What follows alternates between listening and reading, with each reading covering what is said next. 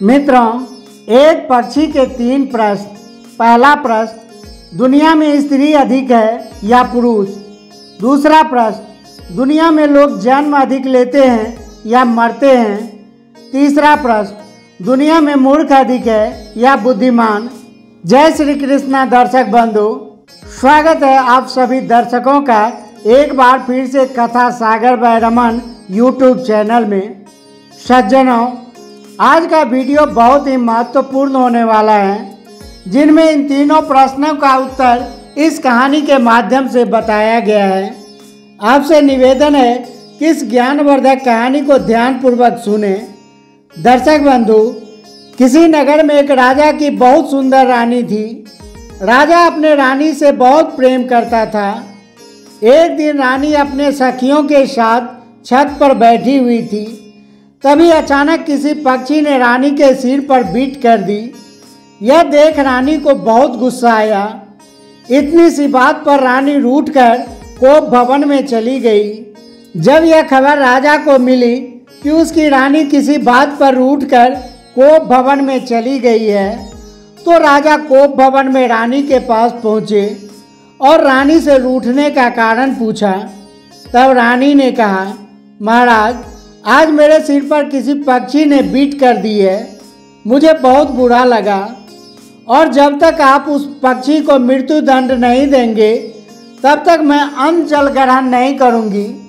दर्शक बंधु, रानी का ऐसा हाल देखकर पहले तो राजा रानी को समझाने लगे कि देखो, दुनिया में लाखों पक्षी है। ऐसे में मैं कैसे पता करूंगा कि आपके सिर पर कौन सा पक्षी ने बीट कर दी है। इसलिए गुस्सा त्याग दो और लो, तुम्हारा सिर मैं साफ किए देता हूँ। दर्शक बंधु, राजा के बार बार समझाने पर भी रानी ने अपना हठ नहीं छोड़ा और अंत में विवश होकर राजा ने सभी बहेलियों को आदेश दिया कि हमारे राज्य में जितने भी पक्षी हैं सबको पकड़कर हमारे पास ले आओ। जो इन पक्षियों को पकड़कर हमारे पास लाएगा उन्हें बहुत सारा धन देंगे। अब तो राजा का आदेश सुनकर समस्त शिकारी जाल बिछाकर चिड़ियों को पकड़ने लगे। यह सब देखकर समस्त पक्षियों में इस बात का शोर होने लगा कि यहाँ का राजा समस्त चिड़ियों को पकड़वाकर उन्हें मारने वाला है। बस हम पक्षियों का दोष इतना है कि हम में से किसी एक ने रानी के सिर पर बीट कर दी है। एक पक्षी की गलती की सजा सबको मिलेगी, यह कैसा न्याय है? तब उन समस्त पक्षियों में से एक वृद्ध पक्षी बहुत ही बुद्धिमान था। उसने रणनीति बनाई और समस्त पक्षियों से कहा कि आप सब राजा के पास जाओ और राजा से कहना कि जब तक हमारे मुखिया न आ जाए तब तक हमें न मारो। यदि वह पूछे कि तुम्हारे मुखिया कहाँ गए हैं, तो कह देना कि वह 7 समुंदर पार किसी दूसरे देश में किसी जटिल समस्या का समाधान करने गए हैं। सब चिड़ियों ने अपने मुखिया की बात मान ली। अब तो समस्त पक्षी शिकारी के जाल में फंसकर राजा के समक्ष पहुंच गए।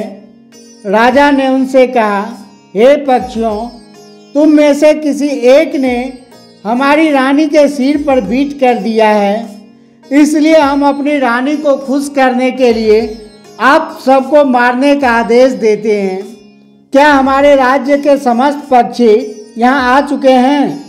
दर्शक बंधु, राजा की ऐसी दुष्टपूर्ण बात सुनकर समस्त पक्षी एक स्वर में कहने लगे, महाराज, आप बेशक हमें मार देना, परंतु अभी हमारे मुखिया जी नहीं आए हैं, कृपया उन्हें आ जाने दीजिए। इस पर राजा ने पूछा, तुम्हारे मुखिया जी कहाँ गए हैं? तब उनमें से एक पक्षी ने कहा, महाराज, हमारे मुखिया जी अभी 7 समुंदर पार दूसरे देश में एक कठिन समस्या सुलझाने गए हैं। दर्शक बंधु, समस्त पक्षियों की ऐसी बात सुनकर राजा आश्चर्य से पूछने लगे, क्या तुम्हारे मुखिया इतने बुद्धिमान हैं जो विदेश में न्याय करने गए हैं?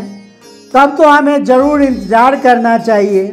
दर्शक बंधु, इस प्रकार उस राजा ने वृद्ध पक्षी का शाम तक इंतजार किया। शाम के समय जब वह मुखिया पक्षी आया तो राजा ने उसे ऊंचे आसन पर बिठाया और पूछा कि चिड़ियों के सरपंच, आपको आने में इतनी देर क्यों हुई? तब राजा की बात सुनकर मुखिया पक्षी कहने लगा, महाराज, 7 समुंदर पार एक राजा ने पूछा था कि दुनिया में स्त्री अधिक है या पुरुष। जब किसी ने इस प्रश्न का जवाब नहीं दे पाया तो फिर हमें निमंत्रण दिया गया, तो हमें जाकर इस प्रश्न का उत्तर बताना पड़ा। राजा पूछने लगा कि आपने क्या उत्तर दिया इस प्रश्न का?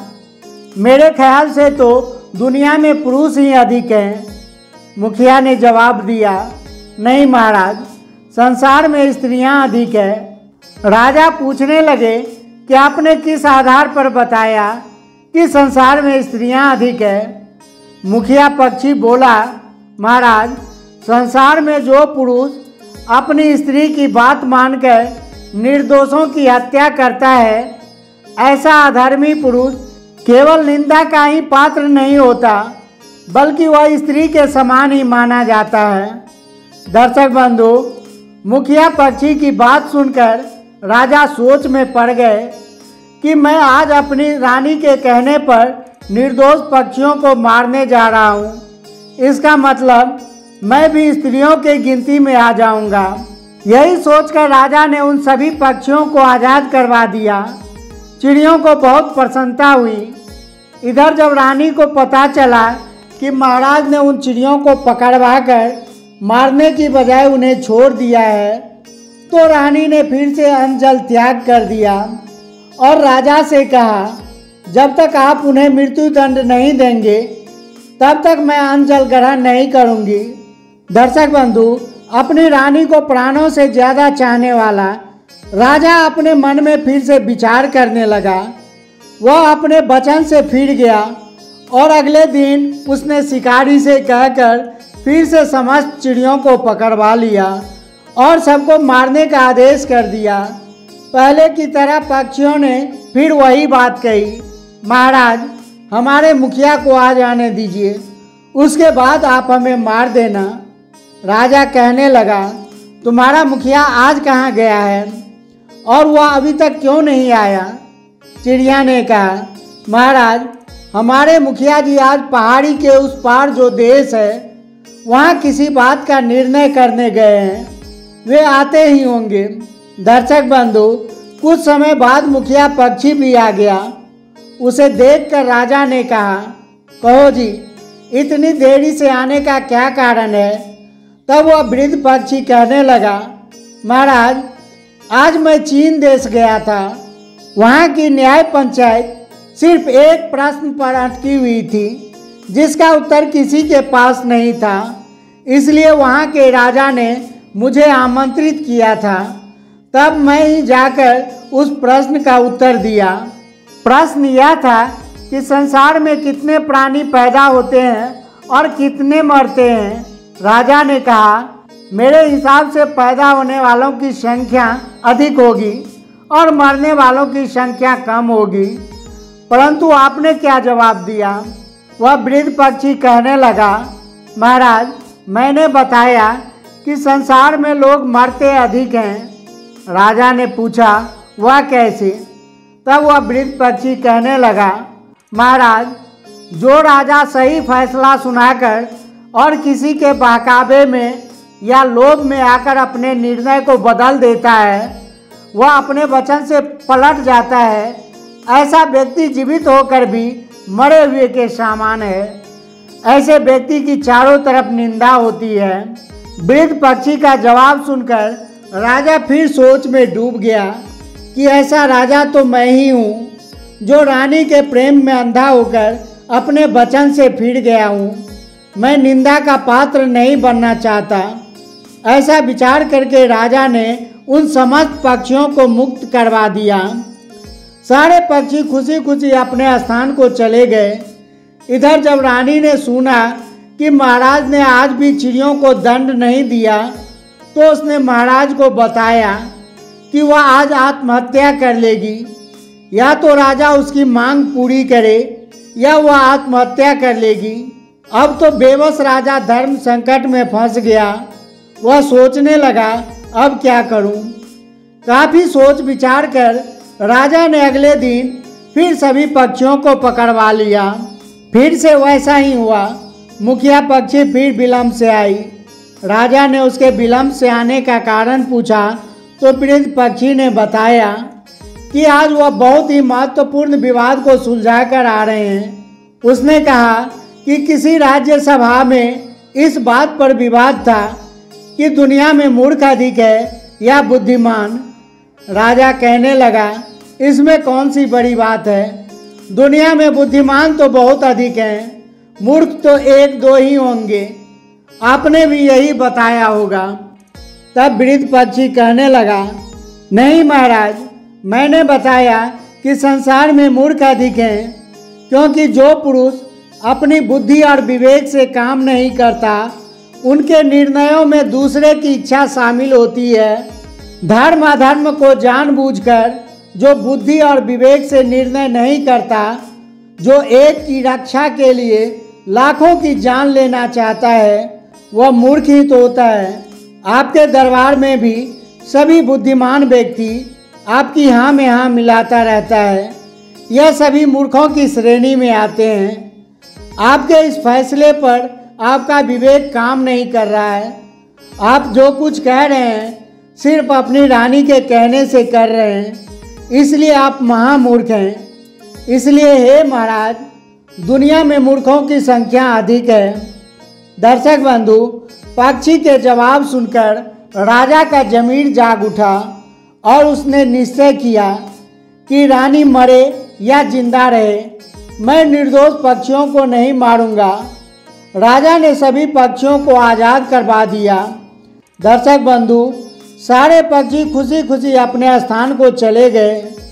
तो दोस्तों, इस कहानी से हमें यही सीख मिलती है कि प्रतिष्ठित पद पर आसीन होने के बाद निर्णय किसी दबाव में आकर ना करें। ऐसा राजा या मनुष्य जानवर की योनि को प्राप्त करता है जिसमें यह दोष होते हैं। नंबर 1, दंभी, लोभी, विषयी, वंचक, शठ, मन से कपटी, वाणी और कर्म से कलह करने वाला, नीच बुद्धि वालों से प्रेम रखने वाला, स्वतंत्र, नीतिहीन, छली, राजाओं में अधम। जो इस तरह का राजा होता है उसे पेड़ वृक्ष की योनियों में जन्म मिलता है। दूसरी बात, वही जीविका श्रेष्ठ है जिसमें धर्म की हानि न हो। वही राजा श्रेष्ठ है जहाँ भेदभाव न हो, और वही देश श्रेष्ठ है जहाँ कुटुंब का पालन हो सके।